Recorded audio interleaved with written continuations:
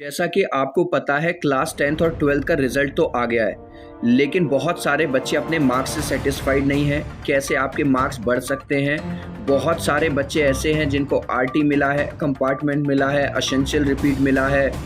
अब उनको समझ में नहीं आ रहा कि भाई कंपार्टमेंट एग्ज़ाम दें, प्राइवेट एग्ज़ाम दें या इम्प्रूवमेंट एग्ज़ाम दें, क्या करना है पूरी बात बताऊंगा आपको इस वीडियो में। चाहे आप किसी भी कैटेगरी में हो, मार्क्स बढ़वाने हैं, क्लास 10th के हो, क्लास 12th के हो, तो इस वीडियो को ना पूरा देख लेना, क्योंकि जितनी भी तुम्हारी कन्फ्यूज़न है वो तुम्हारी कन्फ्यूज़न इस वीडियो में पूरी हो जाएगी, ख़त्म हो जाएगी कन्फ्यूज़न आपकी। और अभी से वीडियो को लाइक कर दो चिल्ड्रन, 3 तक काउंट करूँगा, 1 2 3। आई होप आपने वीडियो को लाइक कर दिया है और अभी तक मेरे भाई चैनल को सब्सक्राइब नहीं किया है, क्योंकि मुझे जो भी अपडेट आएगा वो मैं सबसे पहले चैनल पे लेके आऊँगा।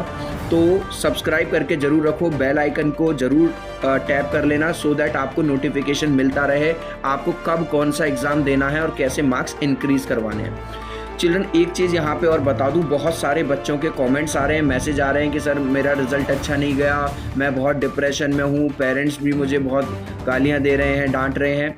तो चिल्ड्रन मैं आपको बता दूँ, डेटा आ गया है, 10th और 12th मिला के 1,75,000 बच्चे ऐसे हैं जिनकी कंपार्टमेंट आई है। और अगर कोई भी पेरेंट मेरे इस वीडियो को देख रहा है तो मैं आपसे रिक्वेस्ट करूँगा, डियर पेरेंट्स या बच्चे अगर अपने पेरेंट्स को दिखाना चाहें कि चिल्ड्रन आप अकेले नहीं हो। और कंपार्टमेंट का मतलब ये नहीं है कि आप फेल हो, आपको दूसरा चांस मिल रहा है, आपको एक छोटा सा टेस्ट देना होगा और आप पास हो जाओगे। तो मेरे बच्चों, डरने वाली कोई भी बात यहाँ पे नहीं है।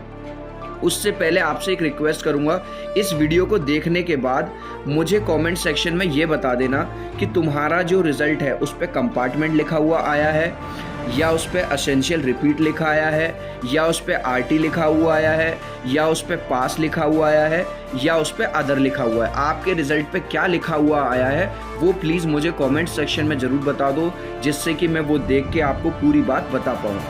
अब चिल्ड्रन, आपने पहले ही लाइक और सब्सक्राइब कर दिया होगा। अब आपको आपकी स्क्रीन पे एक मार्कशीट दिखा रहा हूँ जिसमें लिखा हुआ है, जो क्लास 12th की मार्कशीट है, बच्चा पास भी है, लेकिन आप देखो एक सब्जेक्ट में आरटी है, ठीक है। अब कुछ बच्चे क्या करते हैं, एक्स्ट्रा सब्जेक्ट ले लेते हैं, मैथ्स के साथ बच्चे ने बायो भी ले ली और यहाँ पे बच्चे को बायो में उसकी आरटी आई है। तो अब इसके लिए क्या करना होगा, उस बच्चे को इम्प्रूवमेंट का एग्ज़ाम भरना होगा। अब यहाँ पे एक चीज़ और आपको बता दूं, अगर ये बच्चा इम्प्रूवमेंट का एग्ज़ाम नहीं भी भरता है तो भी ये बच्चा अपनी आगे की पढ़ाई, आगे के कॉलेज में एडमिशन ले सकता है, क्योंकि इसकी जो आरटीआई है वो एक्स्ट्रा सब्जेक्ट बायो में आई है। अगर ये बच्चा मैथ से रिलेटेड कोई भी सब्जेक्ट लेता है तो ईजिली अपनी पढ़ाई कर सकता है, लेकिन अगर ये बच्चा बायो से रिलेटेड कोई सब्जेक्ट लेता है तब इसको ये वाला एग्ज़ाम देना होगा। पूरी बात बता रहा हूँ चिल्ड्रन इस छोटे से अपडेट के बाद। कोई क्वेश्चन हो या किसी प्रकार का डाउट, कोई कॉन्सेप्ट ना समझ में आ रहा हो, बोर्ड हो या चाहे जेईई नीट, पढ़ाई संबंधित अगर आपके साथ किसी भी प्रकार की समस्याएं आ रही है तो डाउनलोड करें फ्लो ऐप को। इस ऐप का डाउनलोड करने का लिंक वीडियो को डिस्क्रिप्शन में भी दिया हुआ है, बाकी प्ले स्टोर से भी डाउनलोड कर सकते हैं। सबसे पहले आपको इस ऐप को डाउनलोड करना होगा एंड उसके बाद फिर आपको अपने नंबर से इसका साइनअप करना होगा। एंड उसके बाद अगर आपको पढ़ाई संबंधित किसी भी प्रकार की समस्याएँ आ रही है या फिर कोई क्वेश्चन, कोई सवाल नहीं समझ में आ रहा है, तो जस्ट सबसे पहले आपको उस क्वेश्चन का या उस सवाल का फ़ोटो क्लिक करना है, उसके बाद उसको अपलोड करना है। मात्र 60 सेकंड के अंदर पूरे क्वेश्चन को सोल्व करके आपको पूरा एक्सप्लेन करके बता दिया जाएगा कि ये क्वेश्चन किस प्रकार कैसे होगा, ठीक है। तो डाउनलोड कर सकते हैं, डाउनलोड करने का लिंक वीडियो के डिस्क्रिप्शन में भी दिया हुआ है और प्ले स्टोर से भी डाउनलोड कर सकते हैं। अब मैं आपको आपकी स्क्रीन पे एक नई मार्कशीट दिखा रहा हूँ और मुझे देख के बताना क्या आपका भी यही केस है। अगर बच्चे की 2 सब्जेक्ट में आरटीआई है, अब इसका क्या मतलब है? देखो चिल्ड्रन, सबसे पहले तो ये समझ लो कि अगर आप क्लास 12th में हैं और 6 सब्जेक्ट में से 5 सब्जेक्ट में पास होना बहुत ज़रूरी है, ये चीज़ याद रखना। अब आपका जो रिज़ल्ट है उस पर कंपार्टमेंट लिखा हुआ है, देख रहे हो आप। अब चिल्ड्रन ये समझो, यहाँ पे जो केस है वो अलग तरह का केस है। बच्चे की मेन सब्जेक्ट में भी आरटीआई है और एडिशनल सब्जेक्ट में भी आरटीआई है। इसका मतलब बच्चे को 2 बार पेपर और देना पड़ेगा। मेन सब्जेक्ट के लिए उसे देना पड़ेगा एक कंपार्टमेंट एग्ज़ाम और एडिशनल सब्जेक्ट के लिए उसको देना पड़ेगा एक इम्प्रूवमेंट एग्ज़ाम। यहाँ पे एक और तिकड़म ये है कि बच्चा अगर ये सोच रहा है कि अगर वो कंपार्टमेंट और इम्प्रूवमेंट दोनों एक साथ दे सकता है तो चिल्ड्रन ये चीज़ पॉसिबल नहीं है। मैंने यहाँ नोट में लिख दिया है कंपार्टमेंट और इम्प्रूवमेंट एग्ज़ाम दोनों एग्ज़ाम एक साथ नहीं दे सकते। तो अब बच्चे को ये डिसाइड करना है पहले कंपार्टमेंट दे या इम्प्रूवमेंट दे।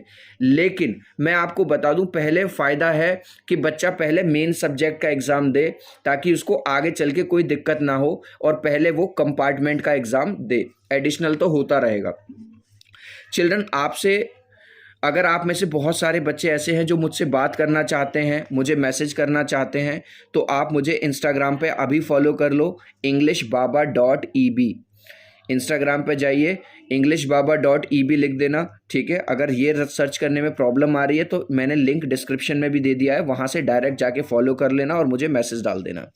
इसके अलावा अगर आप हमारे टेलीग्राम ग्रुप से जुड़ना चाहते हो जिसमें 3800 boys and girls all over India से जुड़ चुके हैं, तो उसका भी लिंक जो है मैंने डिस्क्रिप्शन में दे दिया है। जल्दी से आपको एक और रिजल्ट दिखा देता हूँ। अगर बच्चे के पास मान के चलो 5 ही सब्जेक्ट्स हैं, ठीक है, अगर बच्चे के पास 5 ही सब्जेक्ट हैं, चाहे क्लास 10th में है बच्चा या क्लास 12th में, उसके पास कोई एडिशनल सब्जेक्ट नहीं है, और फिर भी अगर उसकी किसी सब्जेक्ट में कंपार्टमेंट आई है या वो फेल है, तो बस उस बच्चे को केवल उसी सब्जेक्ट का दोबारा से कंपार्टमेंट एग्जाम देना होगा और वो बच्चा पास हो जाएगा। एक दूसरा और लास्ट केस ले रहा हूँ प्राइवेट कैंडिडेट का। यहाँ पे जो आपको दिखाई दे रहा है, इस बच्चे ने तीसरी बार कंपार्टमेंट का फॉर्म भरा है और मैथ्स लिया था स्टैंडर्ड, लेकिन वह तीसरी बार में भी उसमें दोबारा से कंपार्टमेंट आई है।